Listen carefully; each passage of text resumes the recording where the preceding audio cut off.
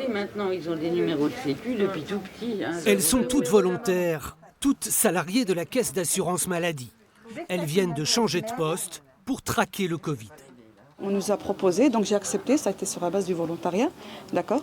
Donc voilà, je voulais apporter mon aide, étant donné que j'ai l'expérience donc au niveau en tant que conseillère, donc j'ai voulu apporter mon aide et puis pour moi c'est une nouvelle aventure. Après chaque signalement d'un malade du Covid par un médecin généraliste, les traceuses, c'est le terme qu'elles emploient, entrent en action. Elles appellent le malade et déroulent toute une batterie de questions, un chemin qu'elles doivent connaître sur le bout des doigts.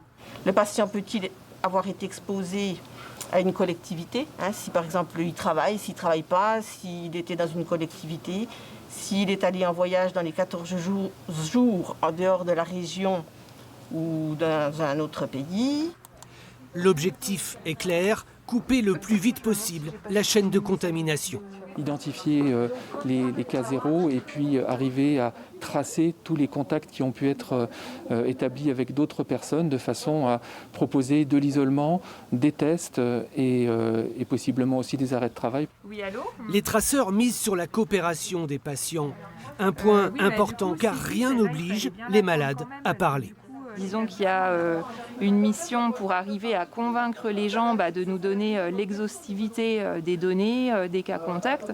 Après, il peut y avoir des oublis ou il peut y avoir des personnes qui ne voudront pas les donner. En aucun cas, on peut les forcer. Pour l'instant, les opératrices remontent la piste d'une dizaine de cas chaque jour. C'est peu à l'échelle d'un département.